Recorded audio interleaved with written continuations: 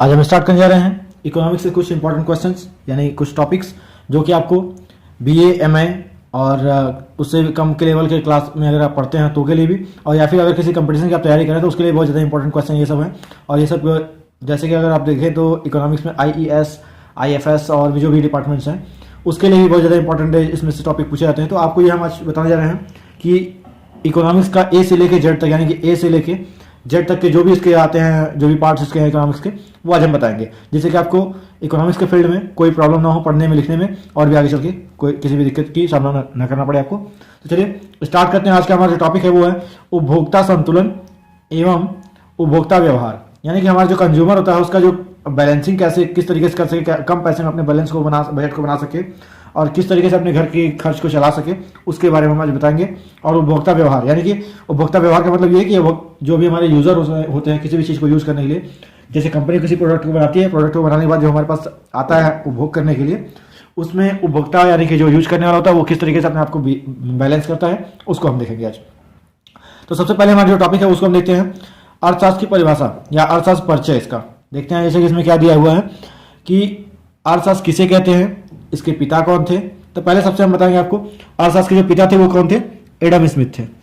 ठीक है, इन्हीं को इसके जनक माने जाते हैं, इसको पिता या फिर फादर ऑफ इकोनॉमिक्स माना जाता है। तो इसका स्टार्टिंग में क्या था, प्रारंभ में अर्थशास्त्र को नीति शास्त्र से का ही भाग माना जाता था, यानी नीति शास्त्र जो हम पढ़ते हैं मॉरल साइंस उसका, या फिर पॉलिटिकल साइंस से भी रिलेटेड था। ठीक है, तो ये था। लेकिन फिर उसके बाद एडम स्मिथ ने इसे नीति शास्त्र से अलग किया, यानी कि एडम स्मिथ जो थे वो साइंटिस्ट यानी कि इकोनॉमिक्स के इकोनॉमिस्ट जो थे, तो उन्होंने क्या किया कि इस अर्थशास्त्र को एकदम अच्छे तरीके से डिफाइन किया, उसको एक साइंटिफिक तरीके से उसका उन्होंने एक्सप्लेन किया, जिससे कि आपको यानी कि उसके बारे में पूरी डिटेल मिल सके, और नीति शास्त्र से अलग करने का भी काम इन्होंने किया था। ठीक है, इस विषय के विकास में महत्वपूर्ण योगदान किया, यानी एडम स्मिथ ने इस विषय के विकास में, इसको डेवलपमेंट में इकोनॉमिक्स से सबसे महत्वपूर्ण रोल निभाया था, इसलिए इनको क्या बोला जाता है, फादर ऑफ इकोनॉमिक्स। ठीक है, उन्होंने अपनी प्रमुख पुस्तक राष्ट्रों के धन के स्वरूप और कारणों की खोज, यानी कि an inquiry to the nature of the wealth of the nation, an inquiry to the nature and the causes of the wealth of nation, या फिर इसको शॉर्ट में बोल सकते हैं वेल्थ ऑफ नेशन। ठीक है, उस बुक का इन्होंने क्या किया था, पब्लिश किया था, उसको इन्होंने लिखा था, जिसमें उन्होंने अर्थशास्त्र को सुविचारित एवं क्रमबद्ध तरीके से प्रस्तुत किया, यानी कि उसे क्या किया था, एक सही तरीके, सिस्टमैटिक तरीके से उन्होंने क्या किया, एक साइंस के रूप में उन्होंने डेवलप किया था। ठीक है, अब एडम स्मिथ के अनुसार अर्थशास्त्र को कहते क्या है, तो अर्थशास्त्र को राष्ट्रों के धन के स्वरूप एवं कारणों की खोज से संबंधित विषय है। ठीक है, यानी कि राष्ट्रों, किसी देश के अंदर कितनी जीडीपी उसकी है, कितनी क्या है, उसके बारे में ये बताता है अर्थशास्त्र। यानी किसी देश की, अर्थ का मतलब होता है धन, पहली बात हम समझाते हैं आपको, अर्थ का मतलब होता है धन, और शास्त्र यानी धन का विज्ञान। ठीक है, धन का विज्ञान का मतलब ऐसा विज्ञान जिसमें हम धन के बारे में, पैसे के बारे में पढ़ते हैं, वो हमारा अर्थशास्त्र कहा जाता है। ठीक है, अब आते हैं प्रोफेसर मार्शल के अनुसार। पहले हमारे एडम स्मिथ थे जो कि फादर ऑफ इंडियन इकोनॉमी है, यानी फादर ऑफ इकोनॉमी है। उसके बाद अगर देखें तो एडम स्मिथ ने अपनी परिभाषा दी है, यानी कि अलग अलग अर्थशास्त्रियों ने अपने अलग अलग विचार प्रस्तुत किए हैं। तो यहाँ पे क्या है, राष्ट्रों के धन के स्वरूप एवं कारणों की खोज किसने दिया था, एडम स्मिथ ने दिया था। अब मार्शल ने क्या दिया है, अर्थशास्त्र मानव जीवन के सामान्य व्यवसाय का अध्ययन करता है, इसमें उसके व्यक्तिगत एवं सामाजिक क्रियाओं के उस भाग की जांच की जाती है जिसका भौतिक सुख के साधनों की प्राप्ति तथा उपभोग से घनिष्ठ रूप से संबंध है। यानी कि प्रोफेसर मार्शल ने जो परिभाषा दी उसमें उन्होंने बताया कि अर्थशास्त्र मनुष्य के पास जो धन पड़ा रहता है, साधारण भाषा में बता दें आपको, ये तो आपका डेफिनेशन हो गया, यानी कि आपके पास ये जो डेफिनेशन दिया गया है वो तो हो गया इनका। लेकिन इसमें अर्थशास्त्र में ये बताया जाता है कि किसी मनुष्य के पास अगर पैसा है तो उसका किस तरीके से अपने भौतिक सुख सुविधाओं की प्राप्ति के लिए किस तरीके से उसका उपयोग कर सकता है, कैसे करता है, इसके बारे में पूरा बताया गया। ठीक है, दूसरी बात यहाँ पे एक चीज और आपको बताते हैं हम, अर्थशास्त्र में अर्थशास्त्र पढ़ने का मतलब कोई भी अर्थशास्त्र पढ़ के वो हो जाए कि मतलब केवल हम अर्थशास्त्र पढ़ के उसको हम अप्लाई ना करें अपने जीवन में, तो फिर उसका पढ़ना बेकार है। क्यों? क्योंकि अर्थशास्त्र एक ऐसा विज्ञान है जो कि आपको क्या करता है, वहां पे जो भी, जैसे कि हमारे पास साधन सीमित अगर हैं तो हमको उसी सीमित साधनों में क्या करना है, असीमित अपनी जो आवश्यकताएं हैं, जो भी हमारी डिजायर्स हैं, उसको हम फुलफिल करते हैं, यानी इसको पूरा करते हैं। ठीक है, तो इस तरीके से इसको बोला जा सकता है अर्थशास्त्र एक कम साधनों की उपलब्धता के साथ साथ अधिक अपनी उपयोगिता को पूर्ण करने का एक विज्ञान भी है। ठीक है, या फिर इसको ऐसे भी कर सकते हैं कि अर्थशास्त्र सीमित संसाधनों का विज्ञान है, जिसमें हम उन सीमित संसाधनों का उपयोग करके असीमित अपनी आवश्यकताओं को पूरा कर सकते हैं। ठीक है, तो ये तो हो गया आपका अर्थशास्त्र की परिभाषा, उसका परिचय, उसके जो फादर थे उनका नाम। अब आते हैं अर्थशास्त्र को, देखिए दो भागों में बांटा गया है। ठीक है, पहला होता है व्यष्टि अर्थशास्त्र, जिसे हम बोलते हैं माइक्रो इकोनॉमी। माइक्रो का मतलब होता है छोटा, ठीक है, मैक्रो का होता है बड़ा। तो यहाँ पे व्यष्टि अर्थशास्त्र जो होता है हमारे पास, जैसे हम मोबाइल का सिम यूज करते हैं, तो मोबाइल का सिम हमको मिलता है 3 लेवल में।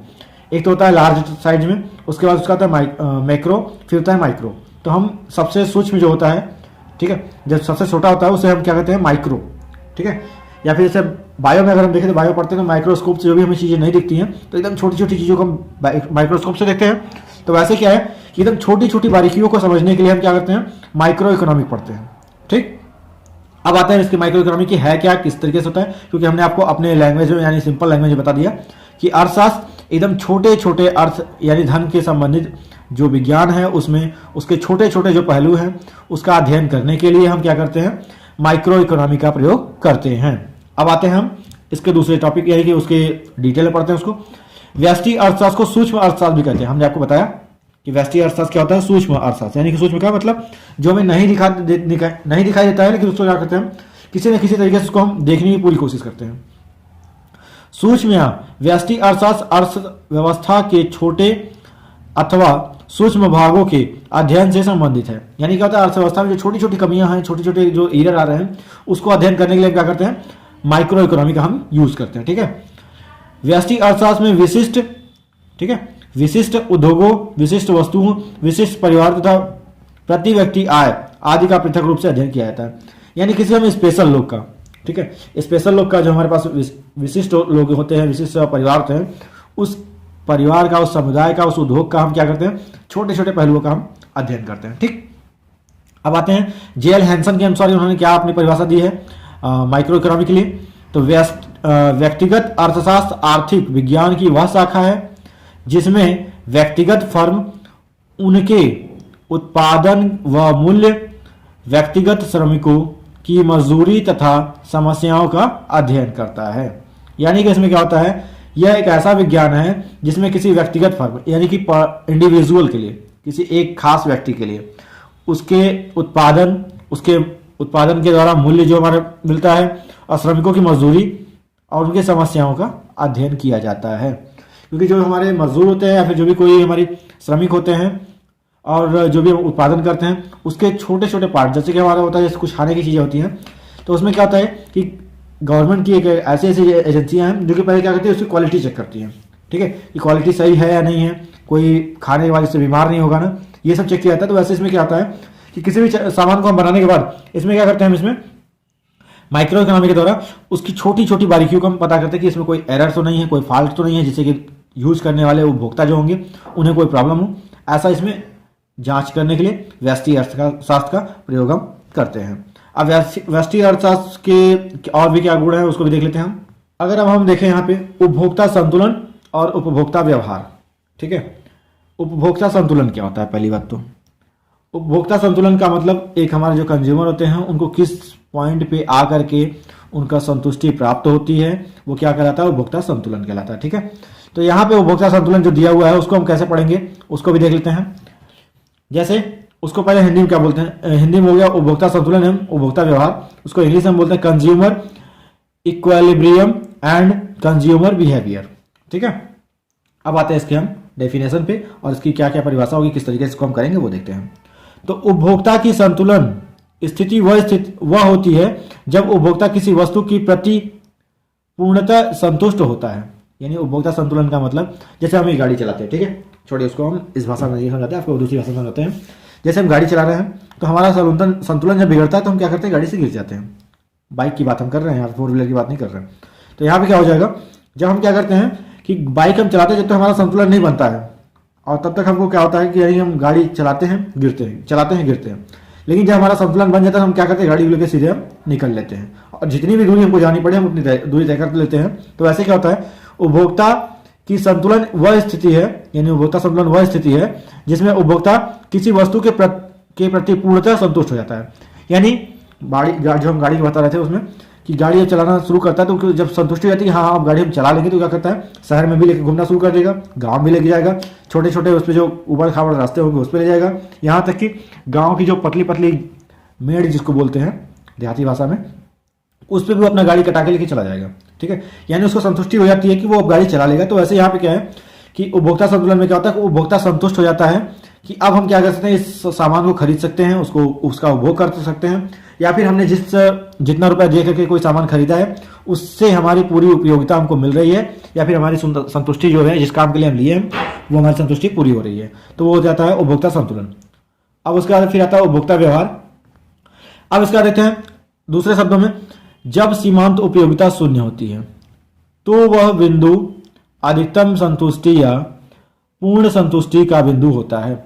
यानी जिस बिंदु पे, यानी जिस पॉइंट पे आकर के सीमांत उपयोगिता, सीमांत का मतलब एक ऐसा पॉइंट, सीमांत एक चीज समझिए, सीमांत मतलब सीमा प्लस अंत, यानी ऐसा बिंदु जिस पे क्या होता है कि हमारी संतुष्टि भी पूरी हमको मिल जाती है, और जिस बिंदु पे हमारे जो हम सामान खरीदते हैं उस पर हमें संतुष्टि मिलती है इस तरीके से कि हमने जितना पैसा लगाया है वो हमारी पूरी जो जरूरतें थी वो पूरी हो चुकी है, उसे हम क्या बोलते हैं सीमांत बिंदु। और उसी पे क्या होता है, उपभोक्ता को अधिकतम संतुष्टि प्राप्त होती है। ठीक है, अब आते हैं उपभोक्ता संतुलन। स्थिति को सम सीमांत तुष्टि गुण भी कहते हैं। ठीक है, और संतुलन बिंदु पर प्रतिस्थापन की सीमांत दर घटती हुई होती है। एक उपभोक्ता सम सीमांत उपयोगिता नियम का पालन करके अपनी सीमित आय को विभिन्न वस्तुओं पर खर्च कर अधिकतम संतुष्टि प्राप्त करने में समर्थ होता है। यानी वह पॉइंट होता है जहां पे एक उपभोक्ता कंज्यूमर जो होते हैं वो उसके पास, अगर उसके पास सीमित आय है तो उस आय को इस तरीके से अपना डिस्ट्रीब्यूट करता है कि जैसे हमको अगर मान लेते हैं बीवी के लिए कुछ लेना है, बच्चे के लिए कुछ लेना है, बच्चे के स्कूल की फीस देनी है, दूध का पैसा देना है, सब कुछ देते हुए, तो क्या करता है उसकी जो इनकम होती है उसको वो बैलेंस करता है कि हमको अब कम खर्च करना है तभी हमारे बच्चे पढ़ पाएंगे, बीवी को भी खर्च देना है, घर का भी राशन आना चाहिए। तो उस तरीके से क्या होता है, किस तरीके से अपने आप को क्या करते हैं वो डिस्ट्रीब्यूट करते हैं अपने आप को, यानी अपने आप को नहीं, अपनी इनकम को। तो वो क्या होता है सीमांत तुष्टि गुण। और इसके बाद जो भी हम यानी कि हम अपने खर्च को जो यानी कि एक्सपेंडिचर हमारा जो होता है वो खर्च होता जो है वो जिस जगह पे हमें संतुष्टि मिलती है, ठीक है, उसे हम बोलते हैं सीमांत संतुष्टि गुण। अब आते हैं हम किस पे, यहाँ पे उपभोक्ता व्यवहार। उपभोक्ता व्यवहार को समझने के लिए कई विधियों का प्रयोग किया जाता है। ठीक है, इसमें कई टेक्निक आपको बताई गई हैं। इनमें से एक वैकल्पिक विधि उदासीनता वक्र है। इसके द्वारा उपभोक्ता के व्यवहार के साथ साथ उपभोक्ता की संतुष्टि या संतुलन स्थिति का भी अध्ययन सरलता से किया जा सकता है। यानी उपभोक्ता व्यवहार जो होता है वो उस व्यवहार से हम, जैसे कि होता क्या कि कुछ लोग कहते हैं व्यवहार इनका सही नहीं है, ठीक है, तो उनका व्यवहार सही कब होता है जब उनका दिमाग सही होता है तो, ठीक है, उनके पास यानी किसी भी इंसान की अगर कमी यानी उसके अंदर कोई दिक्कत आ रही है तो उसका सबसे बड़ा प्रॉब्लम होता है पैसा। पैसा अगर किसी भी इंसान के पास है तो वो ऑटोमेटिक खुश रहता है, क्योंकि आजकल ये भी कहावत आ गई है कि पैसा ही सब कुछ है। पैसा अगर आपके पास है तो आपके घर वाले भी हैं, आपके बाहर वाले भी हैं, आपके रिलेटिव हैं, दोस्त हैं, सभी लोग आपके साथ रहेंगे। लेकिन जहां पैसा आपके पास से खत्म हुआ फिर आपका कोई साथ देने वाला नहीं है, जो कि आपके साथ हमेशा घूमता फिरता था। ठीक है, तो यहाँ पे क्या है कि इसमें क्या होता है कि इसमें हम उपभोक्ता के व्यवहार को देख करके हम समझ सकते हैं कि उसको क्या है कि संतुष्टि मिल चुकी है या नहीं मिल चुकी है, या फिर उसकी जो आवश्यकताएं हैं। उपभोक्ता व्यवहार का मतलब ऐसे समझ सकते हैं कि इसके लिए हम क्या करते हैं वैकल्पिक विधि का प्रयोग करते हैं। जैसे हमारे पास कोई चीजें नहीं मिल पा रही है, जैसे मान लेते हैं एक हम पेन लेते हैं, वो मिलती है 50 रुपए की जो थोड़ी अच्छी क्वालिटी की है, या फिर छोड़िए उसको, आपको फोन से हम समझाते हैं। जैसे कुछ लोग होते हैं थोड़ा दिखाने के लिए आईफोन का यूज करते हैं, सबसे ज्यादा अपडेट में कहेंगे कि आईफोन 11 हम यूज कर रहे हैं, लेकिन उनके पास पैसा है तो वो आईफोन 11 ले रहे हैं। लेकिन अगर हमारे पास क्या है कि हमारे पास पैसा नहीं है तो हम जियो का जो 900-1200 का फोन आता है, जियो कीपैड वाला, हम उसी को लेकर यूज करेंगे। संतुष्टि हमको वही मिलेगी, केवल थोड़ी सी ऊपर नीचे होती है कि इसमें क्या होता है कि आईफोन है, आपके पास एंड्रॉयड फोन रहेगा, लेकिन उससे बात ही करेंगे फोन करके, ज़्यादा से ज़्यादा नेट चलाएंगे। लेकिन जो आपके पास जियो का कीपैड होता है उसमें भी आप फोन करेंगे, यूट्यूब भी चलाएंगे, उसके बाद फिर आप नेट भी चला सकते हैं। तो इसमें क्या होता है कि लगभग में क्या होती है संतुष्टि बराबर होती है, थोड़ा सा ऊपर नीचे अप डाउन होता है, तो उसमें कोई दिक्कत नहीं होती है। तो ये था आपका उपभोक्ता व्यवहार। अब इसके बाद हम नेक्स्ट टॉपिक आपको जो पढ़ाएंगे तो उसमें बताएंगे उपयोगिता एवं तुष्टि गुण। ठीक है, तो आज के लिए बस इतना ही। बाकी अगर आपको कोई प्रॉब्लम होती है इस क्वेश्चन में यानी कि इस टॉपिक से, तो आप हमें कमेंट बॉक्स में कमेंट करके क्वेश्चन पूछ सकते हैं। और आपको एक चीज़ हम बताते हैं कि इसमें अगर आपको क्लास 9 से भी आपको इकोनॉमिक्स होता है, यूपी बोर्ड सीबीएसई बोर्ड, तो आपको अगर किसी भी चीज़ की इकोनॉमिक्स में प्रॉब्लम होती है तो आप हमें कमेंट बॉक्स में कमेंट करके क्वेश्चन पूछ सकते हैं। और इसके साथ साथ अगर आप चैनल पर नए, चैनल को सब्सक्राइब कर लीजिए, बेल आइकन प्रेस कर लीजिए। और अगर आप पहले सब्सक्राइब कर चुके हैं तो उसके लिए आपको थैंक यू। और इसमें वीडियो को ज़्यादा से ज़्यादा लोगों को शेयर करिएगा, जिससे कि वो क्या कर सके, अपनी पढ़ाई को आगे जारी रख सके। ये केवल इकोनॉमिक्स फील्ड के लिए नहीं है, हम आपको ये बता दें, जितने भी पढ़ने वाले बच्चे हैं सबके लिए ये आपका डेली लाइफ में भी यूज कर सकते हैं इसको। प्लस जो भी कंपटीशन की तैयारी करें उनके लिए तो एकदम बेस्ट है, क्योंकि इकोनॉमिक्स से क्वेश्चन पूछे जाते हैं, हर बार पूछे जाते हैं, हर कंपटीशन में पूछे जाते हैं। तब तक के लिए थैंक यू फॉर वॉचिंग, और आगे वीडियो से बने रहिए। Thank you again.